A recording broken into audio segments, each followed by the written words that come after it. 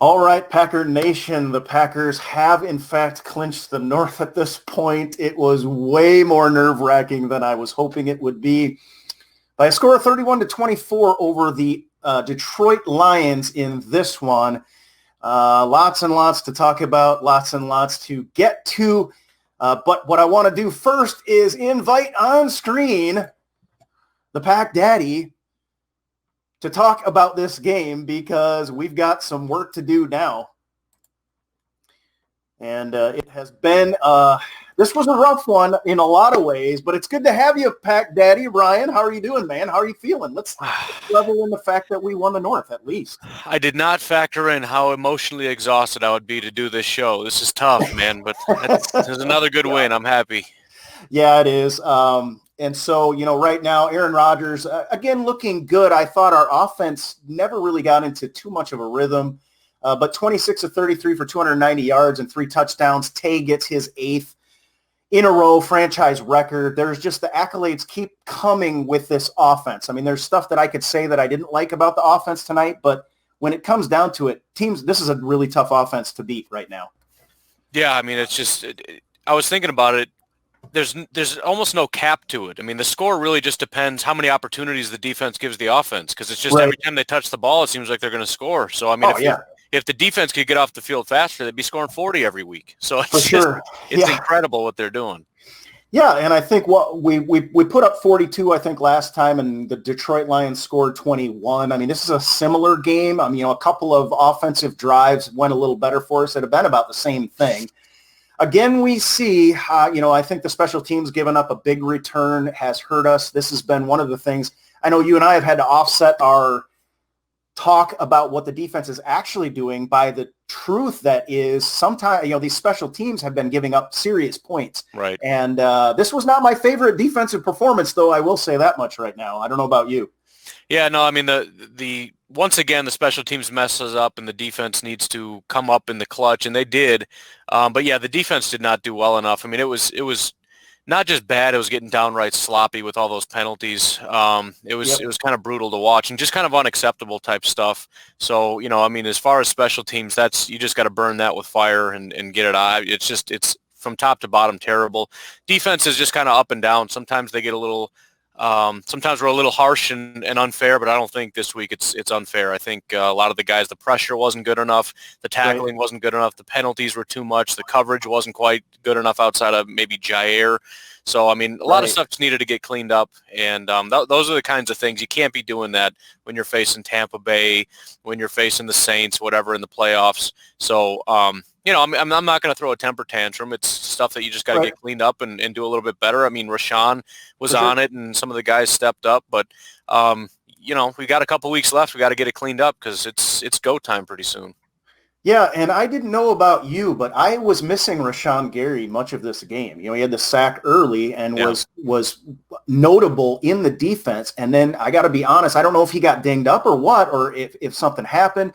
But I thought he was notably missing, with Preston Smith and Z in there. Z can get the hold call or whatever. He was still active, but Preston hasn't been doing much this year. I think the defense missed the young guy being out there for part of this game. I did notice that. That was kind of strange. Especially when it's 3rd and long and you're like, oh man, come on. I'm hoping Rashawn does something. You're looking to go, I guess he's not going to. He's not even on the field. So yeah. I don't know. I don't know if he got injured or if it was just situational or what they were doing, but I'd noticed it and I was definitely surprised by that.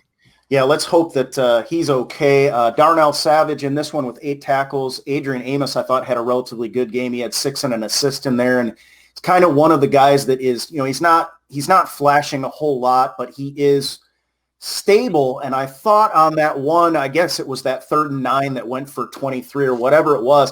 I thought the depth of the safety in this game, we were playing the safeties really, really deep. Yeah. I have not been huge on calling out Pettin for his scheme other than I'd like to see him a little more aggressive. But I also, when you look at splits and depth like that, that is basically demanded by the defensive coordinator. And I had a problem with the separation between your cornerback up front and having 15 yards in between them and the safety, even if it's single high. And so I didn't necessarily on first blush put that one on Adrian Amos. I thought he had a relatively good game. Yeah, the tackling by him was definitely on point. He made some critical tackles, and yeah, I definitely noticed. I mean, it's hard to really dissect scheme and exactly what they're supposed to be doing, where they're supposed to be standing, but I definitely notice, when the ball's hanging in the air and these guys are charging from 15 yards away trying to get there. If Yep. they're in the right spot, something's wrong because that's a lot they're being asked to do.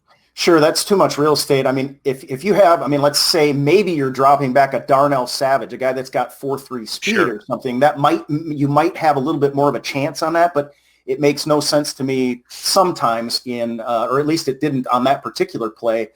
But again, there's a lot about the defense that I didn't like. You got to figure when you've got a Packers defense we've struggled against the run. I don't think we have really a good ILB basically to field right now. Right. That you're looking at a Lions team that is still in it. They still do have something to play for. If Stafford and them can beat the Packers, this is a team that feels like, well, who is there that we can't beat out there? Right. Looking for a little bit of a spark, and I was concerned, I don't know about you, but I was basically concerned about TJ Hawkinson, running backs out of the backfield, and their running game, and that's a lot of what we got. And then you add the screen to it. We were not good against the screen in this one. That could be a problem moving forward against other teams that are good with the screen pass. Yeah, it reminded me a lot of Dom Capers' defense where, I thought the run defense, just basic run defense wasn't bad when they're just running between the tackles. They bottled it up perfect, but how many times are we going to see 3rd and 12 and they flip out a little screen pass or whatever and it go? That was classic Dom Capers, great first down, great second down, 3rd and long, and it's an easy conversion. There's no pressure. Yeah. They're playing soft zone. There's guys open, or they run a screen and there's nobody there. And it's especially frustrating when you got a guy like Darnell Savage and you got 3 blockers and he gets out there and he's trying to get in the way. He's not going to be able to really make a play, but the point is guys have got to get there. Somebody's got to get some help, and there's nobody. There's just nobody anywhere. And that's, again, when I talk about you got to clean stuff up, that's something that you got to figure that out because when you get yourself in preferable situations like 3rd and 10 or whatever, you got to get off the field. And you can't be giving, especially on stupid stuff like screens. I mean, come on. It's supposed to be a give-up play. Like the Lions fans should be going, why the hell did you call that play? And yet where they're going, wait, it's a first down on 3rd and long on a screenplay. Somebody just nose in and blow that thing up.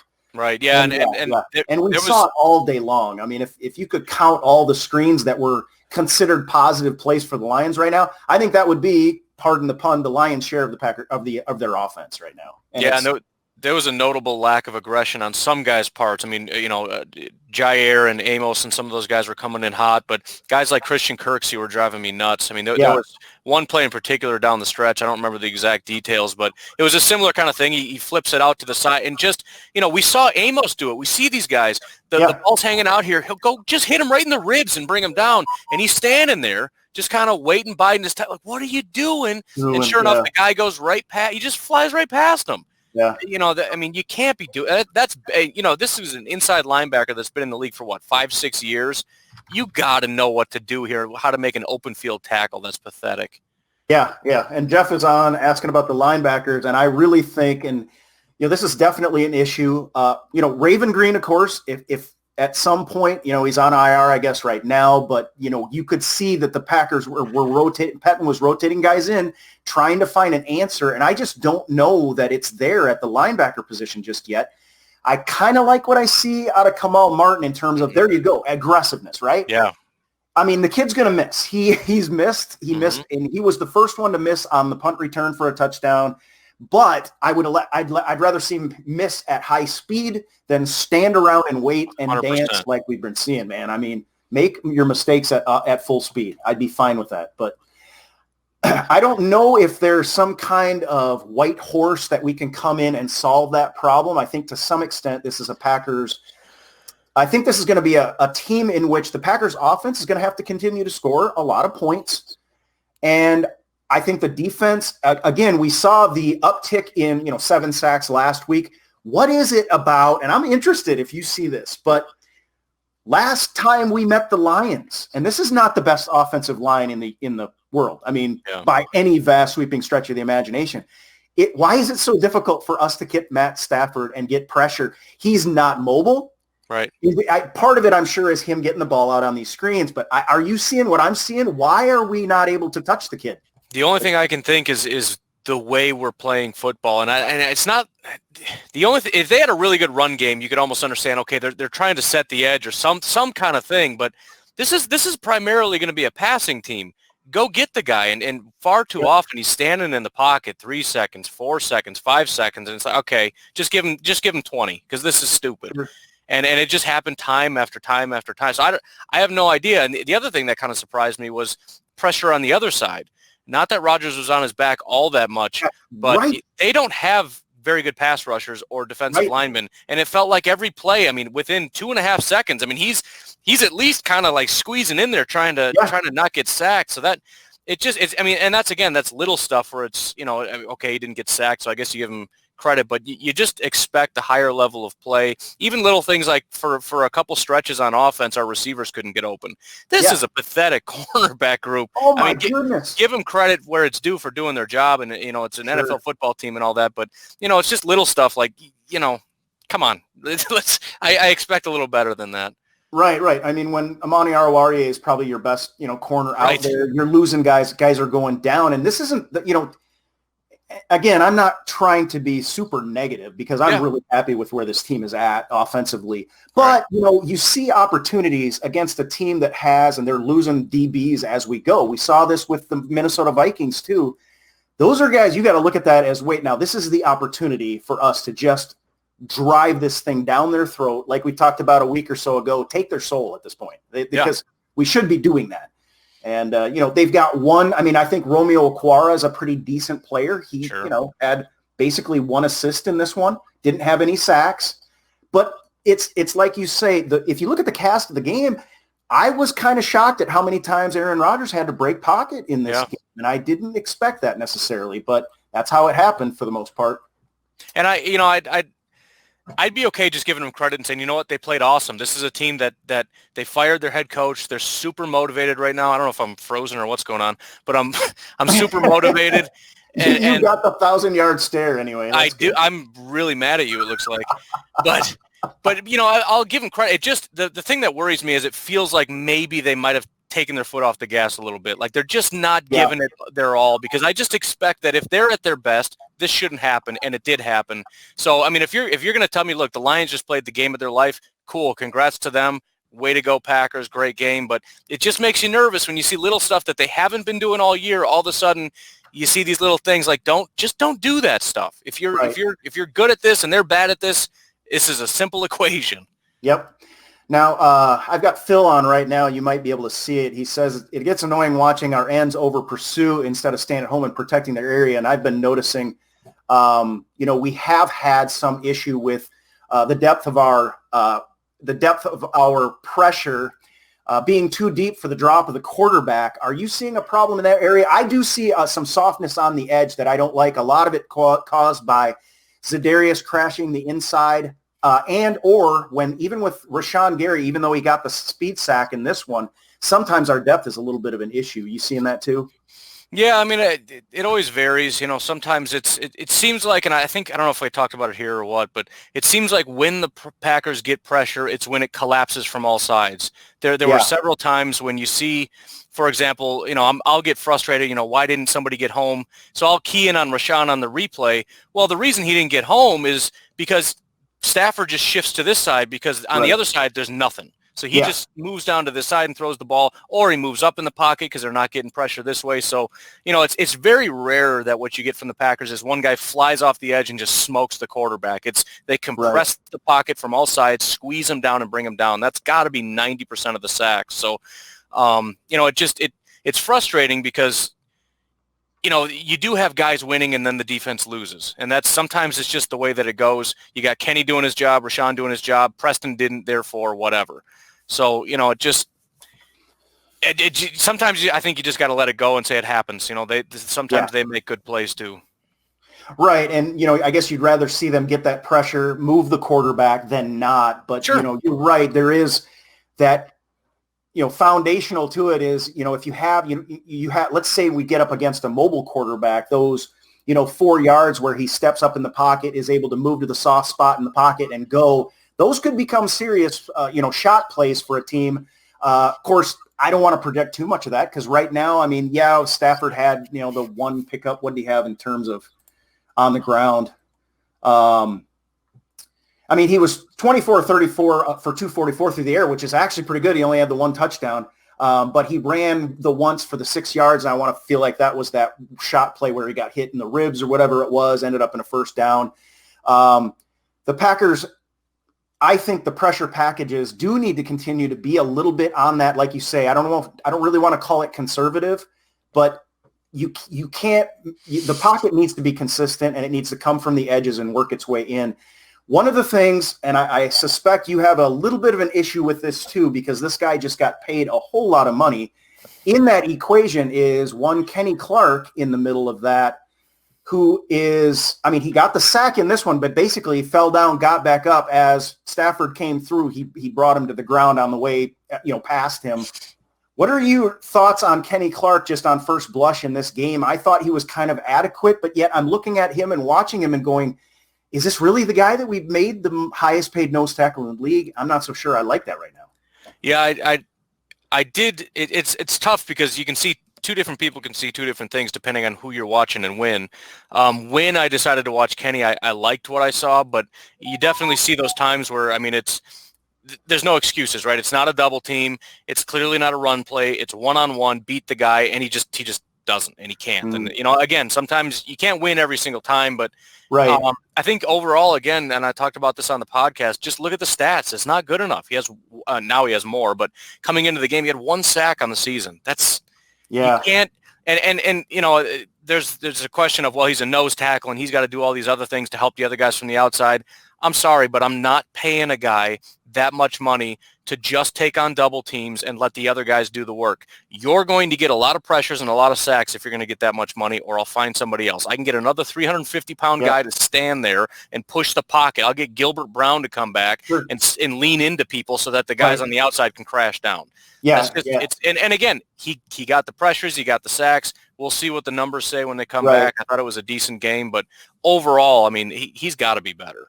Yeah, and again, I thought a decent game, and at times, I kind of felt like maybe he was kind of coming around. But Kenny Clark, I think, turning into, like you say, I mean, you can go out and get guys for a lot less money that can stack and shed, that can two-gap. What you're buying is a whole lot more than that. What you want, especially when we get, there's a potential of facing a Tom Brady who we weren't able to get enough pressure on last time we met him. Those are the guys, those elite quarterbacks. Matt Stafford's another one. He can outthink you out there if you don't get there fast enough. But I think a guy like Kenny Clark, if he starts coming on, and again, I'm trying not to be negative because I think he could be a linchpin for this defense to make the turnaround we're hoping it'll make.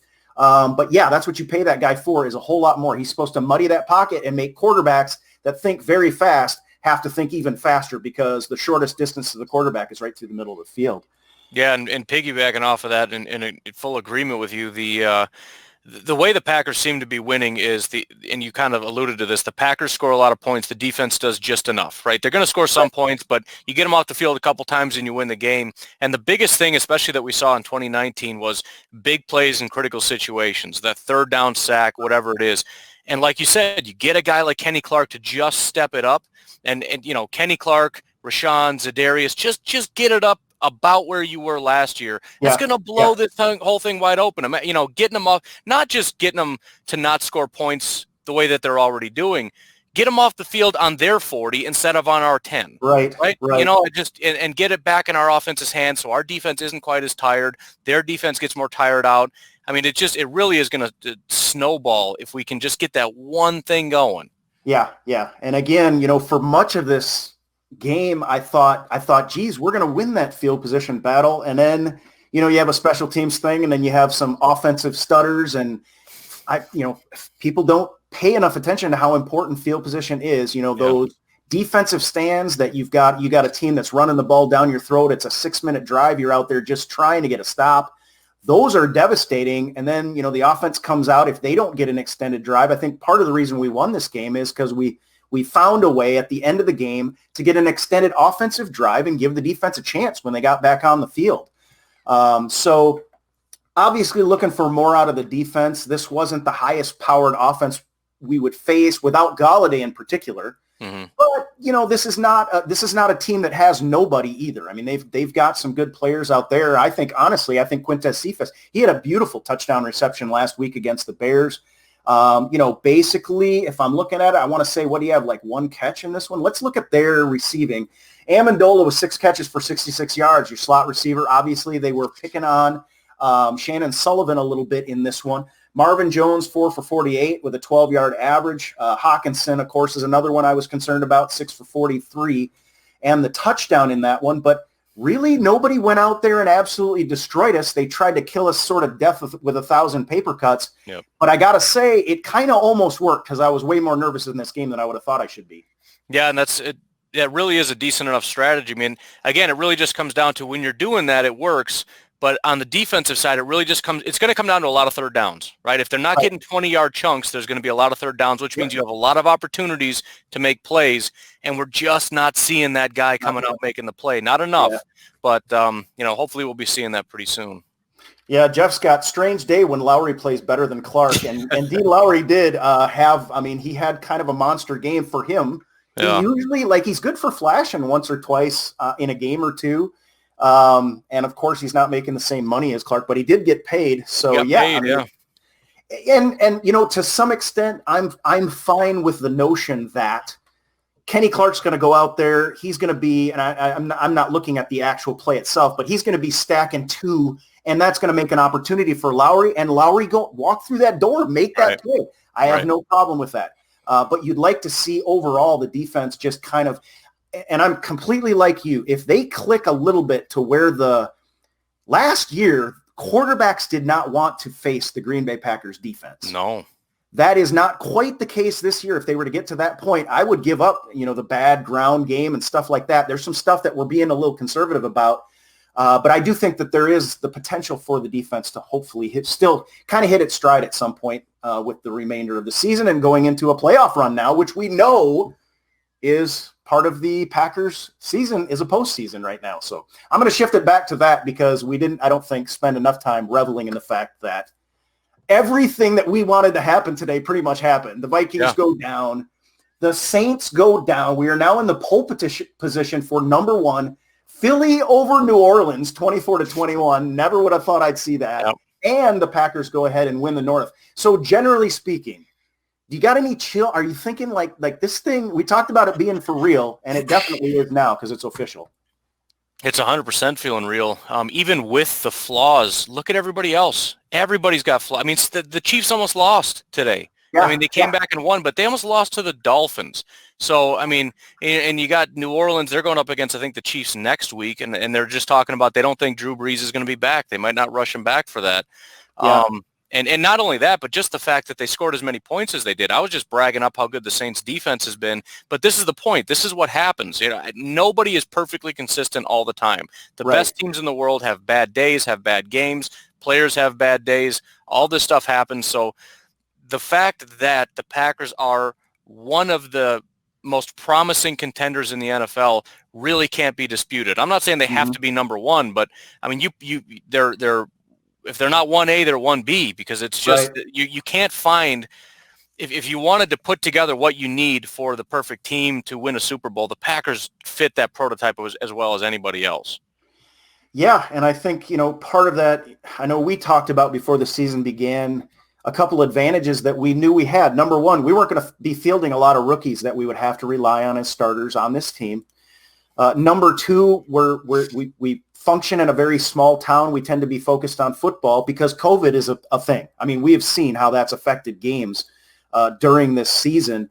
This is a Packers team that we have every reason. And again, I was pissing and moaning. I was on live. I streamed live just reaction during the game, and I was pissing and moaning as much as everybody. Jonah was cussing out the refs. But the fact of the matter is, this team is the NFC North champions.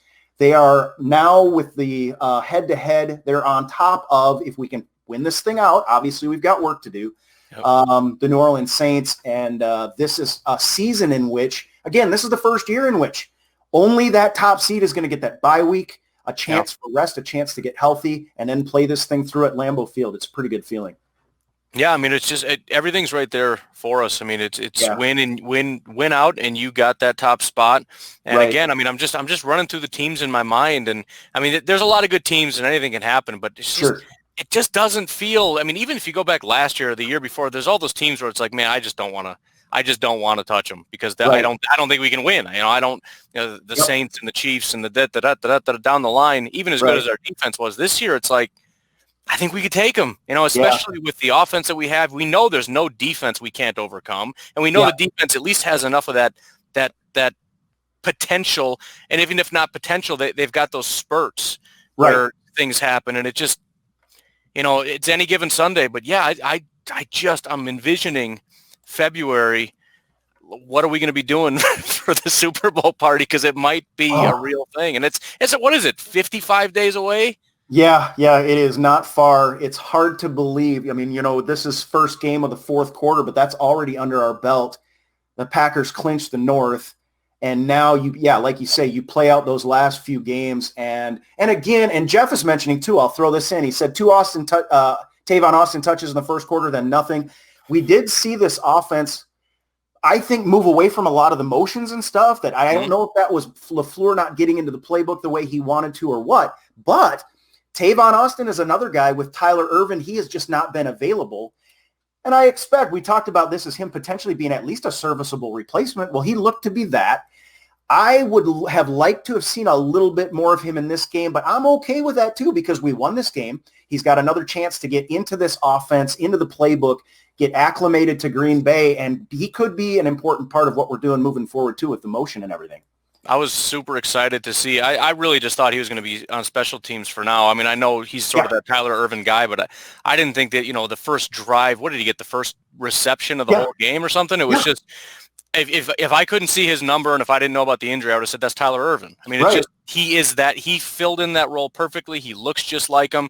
Yep. And, again, it's Matt LaFleur eases people into stuff. He really likes to have the guys that he knows he can trust out there. It's a complex scheme. You got to know what you're doing. Right. I really think he likes Tavon. He knows the importance of that role. I do think we're going to be seeing more of that down the line, but this was kind of an easing in thing, and I'm excited to see what the top end potential of that is. Yeah, for sure. And another, we talked about Aaron Rodgers is 26 for 33, 293 touchdowns. Aaron Jones out there. Total of, Rodgers had 6 carries in this one for 13, but 25 carries other than that. Jamal Williams up the middle did a lot of good work tonight. Jones with 15 carries for 69 yards. That's almost a 5-yard average. Williams with almost a 4-yard average. Again, this is an offense because we talked a lot about the defense, but this is an offense that can beat you a lot of different ways with a coach that can deal with a lot of adversity. We've seen no Devontae Adams. This Packers offense was fine. No Aaron Jones. This Packers offense was fine. But I do think, just to piggyback on what you said about Tavon Austin, it makes me feel like this offense might be getting healthy and hitting its stride really at exactly the right time to make a serious push toward exactly what you're talking about, us potentially dipping some nachos on a Super Bowl Sunday and rooting for the Green Bay Packers. There's so many ways they can kill you. It's just crazy. I mean, it was funny because I literally, Tanyan didn't get his first reception for a little ways into the game or whatever. And I'm serious. My first thought was, oh yeah, that's right. We got him on the team too. Like it's just, you forget he's the guy that can take a whole game over. Devontae did such a good job of just carrying this whole team through the first portion of that game with his receptions and everything. You see Marquez with a couple great catches. And then when Tanyan gets in, it's like, jeez, and then Tavon, and then the running backs get going, and they pick up their steam, and it's like that just if any one of these things hit their stride, we've seen how one thing can carry the game. We won the game, the offense looked great, and it was basically all Marquez. But, man, you get 2 or 3 or 4 of these guys that are clicking in one game, you cannot stop the team. Right. And, again, Packers over 30 points against a team that still had something to play for. And let's just go ahead and highlight MVS in this one. Yeah. 6 catches for 85 yards, a 14.2-yard average, and a touchdown in this. Today, I thought of all the performances I can remember from MVS, I thought his hands looked more natural today than they ever have before. If you get that out of that kid, and like you say, Equinemi is coming across with a 15-yard catch as well. Lazard coming on a little bit. I would be interested to see what his snap count is. Yeah, it's going to be a tough. I wouldn't want to play this Packers offense right now, no matter what defense I am. One of the things that stuck out to me, one of the most lethal, unstoppable things I've ever seen was Aaron Rodgers to Jordy Nelson on the back shoulder throw. And the fact that Devontae's first catch was sort of that short little, I don't know if it was a back shoulder or what, but he caught it, and then he went for that touchdown. And then the next touchdown, very shortly after, was MVS on a back shoulder throw, just great hands. And I'm thinking, again, we've got all the weapons. Now we're adding in back shoulders to MVS, who's our speed guy, right? Who traditionally has bad hands, but suddenly he's a back shoulder, 6'4", 4'4" flat wide receiver is now running back shoulders in the end zone. Ouch. Yeah. Okay. Whatever. Sure.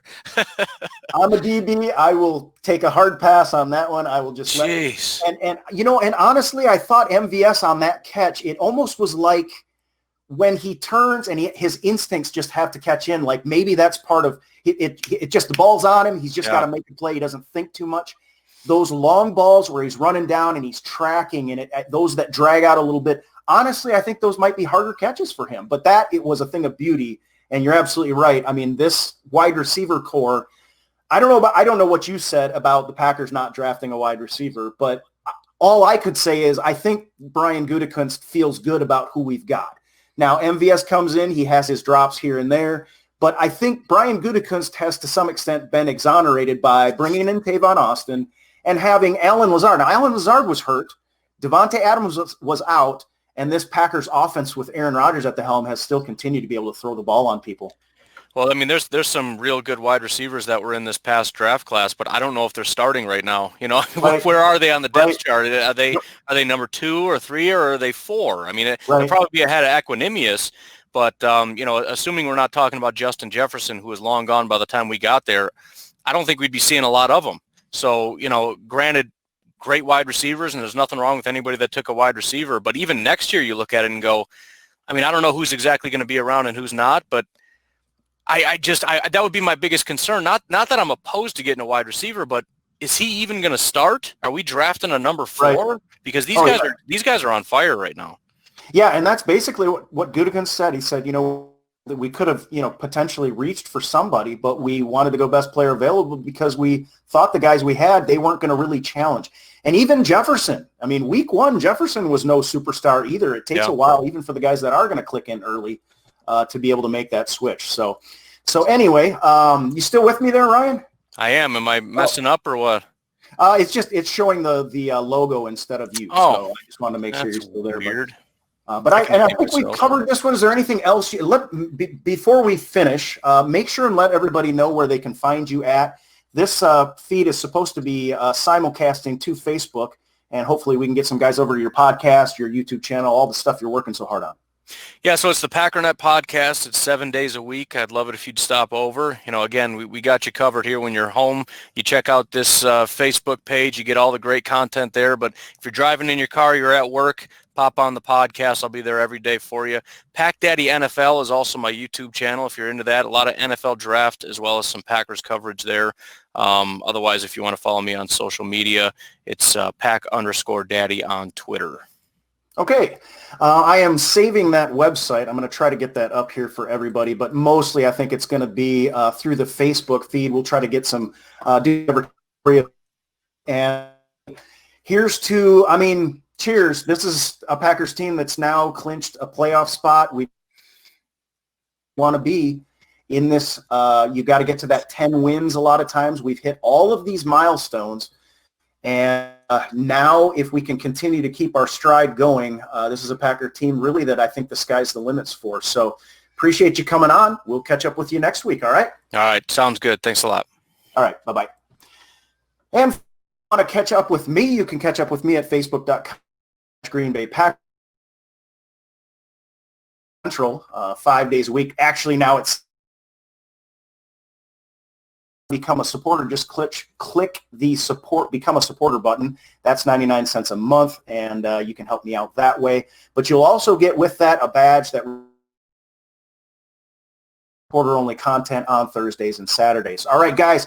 Well, that will do it for us, myself, and Ryan Schlip. Go over to the Packernet podcast. I'm trying to get that link up and it's just not working. Like, where do I actually put it up? But anyway, we'll be advertising that for Ryan, and I hope you guys will go over, check out his podcast, help him out a little bit as well. He's working toward getting himself supported by doing this as well. And in the meantime, I will let you guys go for today. I will be back tomorrow, again, 1 p.m. Eastern, noon Central, the same pack time, same pack place that I always do. We'll see you then. Go Pack. Packernation Worldwide.